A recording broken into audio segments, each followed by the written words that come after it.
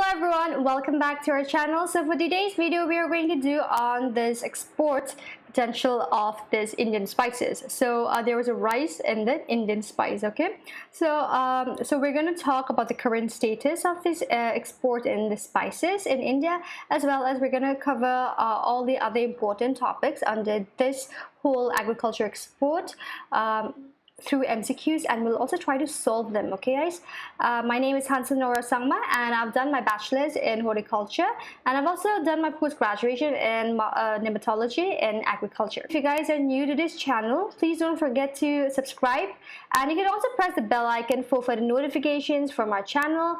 And if you've liked the video, don't forget to hit the thumbs up button in the end, and do share with your friends who is giving the exam as well. Okay, alright, so first slide we have on the export in the Indian spices. Okay, so guys, one thing that you guys need to remember here is that this Indian spice export has been an increase. Okay, when we compare for this year on June 2020, when we compared it to the previous year, which was on June 2019. Okay guys, so there has been an rose or increase of about 23%. So this is very important. Try to remember, jot it down. Okay guys, and this was in terms of the US dollars of about 359 million. Okay, so if you convert it into the Indian current rupees, then we have about 2,690 crore rupees. Okay, so it was in the June for this year, and when we compare it to the last year, which was about $292 million, right? So when we're converted into this domestic currency, which is an Indian currency, then it rose by 34%. Okay guys, but in the US dollars it was about 23%. And the country's export, right, so this is not particularly for the Indian spices. Okay, so this is for the general. So the country's export in June, they stood about 21.91 billion. Okay, and when we compare it to last year, which was about 25.01 billion, so we can see that there was a decrease in the export. Okay, so the decrease was about 12.41%. Right guys, so these are something about the Indian status of the current Indian spice exports. Okay, so there was an increase in the Indian spices, but overall there was a decrease in the country's export. Right, so let's move on with the question series. So we're going to solve all the questions which are very important for the exam, and we'll try to solve all of them, and some questions I'll be asking you guys, so you'll have to comment in the comment section. Okay guys, so okay, our first question here, when was the agriculture export policy introduced in India? So number A is 2007, number B says 2011, number C is 2018, and number D is 2015, and number E is 2019. Okay, so the right answer for this is C. Okay, it was introduced in December 2018. Okay guys, remember this.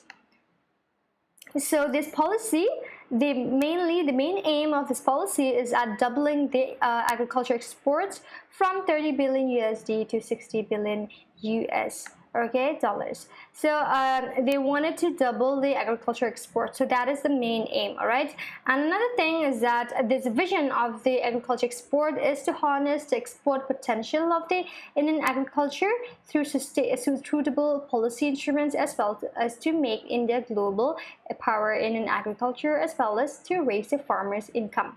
Okay, so these are all interlinked. So these are the main vision and aim of this agriculture export policy, right guys? So one thing here, we're gonna talk about the objectives of the agriculture export policy. So here we have about 1, 2, 3, 4. We have around 6 objectives. So we're gonna talk about these objectives. Okay, so the first thing here is that you need to remember is the first objective is to double the agriculture exports, right? So they want to double the agriculture exports, which means that around right now it's around at 25 to 30 billion US dollars, right? So they want to double it, so it's going to be around 60 billion dollars by the year of 2022. Okay, remember, so by the year of 2022 they want to double it by around 60 billion dollars. Okay, and they also want to reach about $100 billion in the next few years, and thereby they want to be with a suitable trade policy regime as well. Another point here, the second point here, is on to diversify the export baskets, right? So they wanted to diversify the country's export basket, the destinations, as well as to boost the high value as well as the value added agriculture exports, including they also want to focus on the perishables as well, not only on the non-perishables but also on the perishables. So they want to export all those perishable commodities under agriculture. Okay, and then third one here is to provide the institutional mechanism. Okay, so they also want to provide this institutional mechanism for pursuing the market access. They also want to tackle the barriers and the problems that they're facing, and also deal with mostly the most important sanitary and phytosanitary issues as well. Okay, so another point here is on they promote the novel, indigenous, organic, ethnic, traditional, as well as non-traditional agriculture products. So they want to go for more of an indigenous to more of like portray the culture as well as the tradition of India. So they want to make it very indigenous, a very novel one.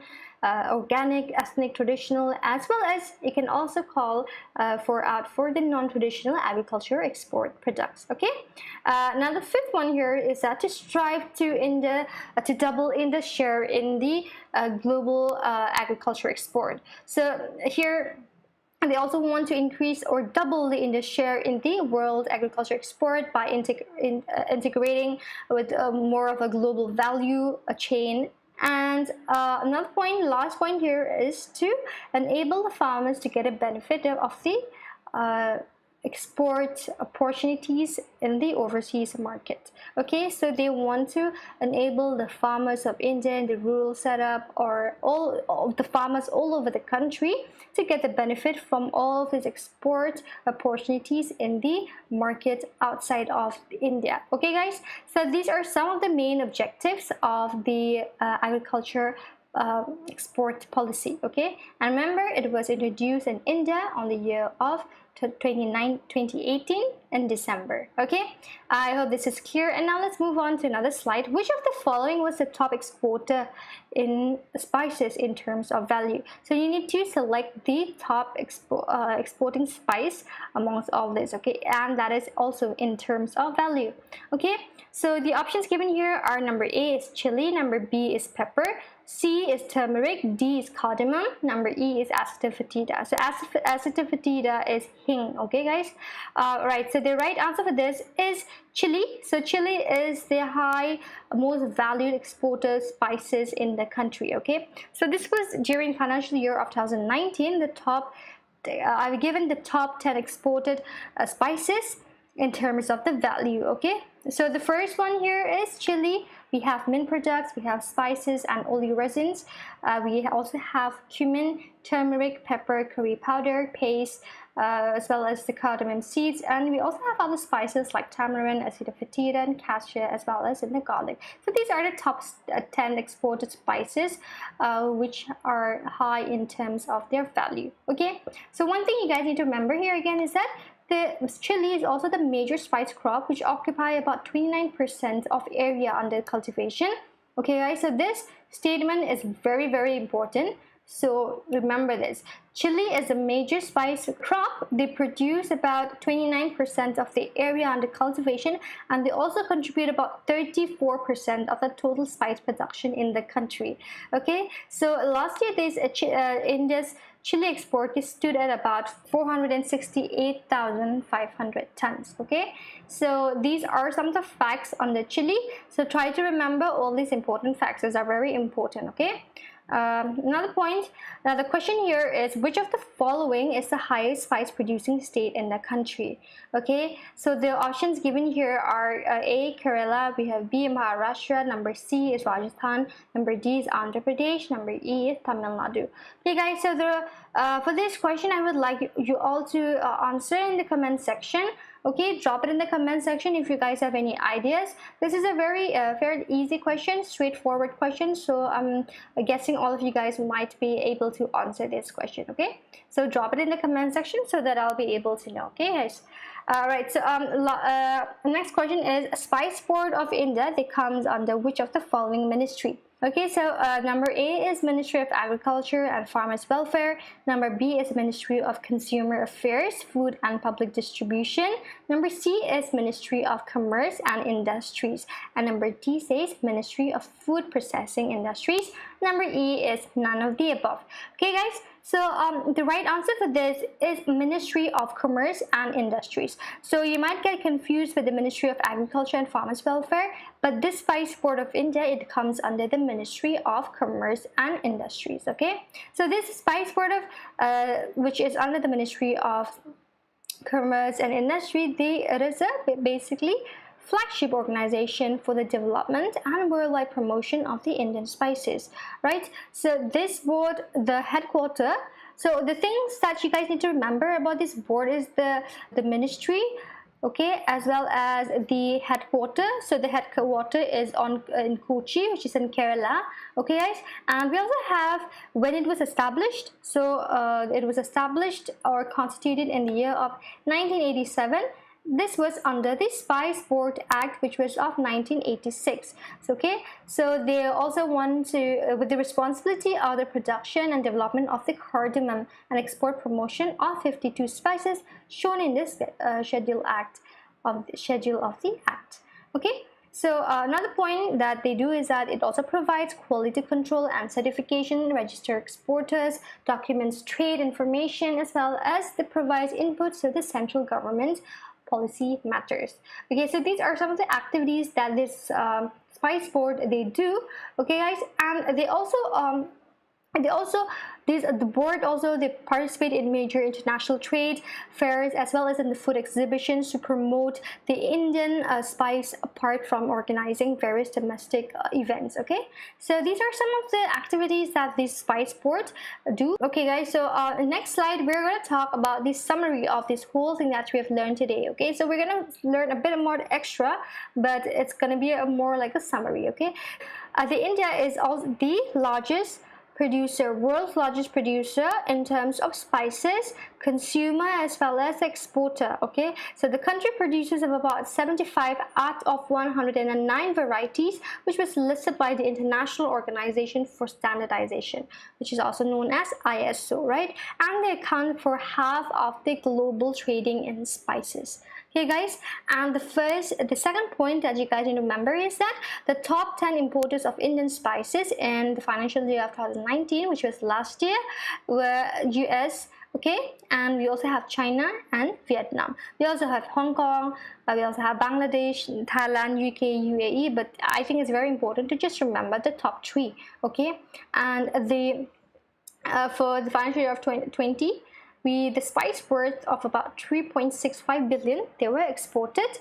So in the financial year of 20 till December 2019, the ginger they also showed an export of highest growth of 47% with about 19,410 tons, which was followed by cardamom with 31%, and we have cumin with 40%. Okay, so these are some of the things that you guys need to remember. Okay, and during these year as well, last year financial year, there was a total of 1.10 million tons of spices which was produced, and spice products valued of about $2.8 billion.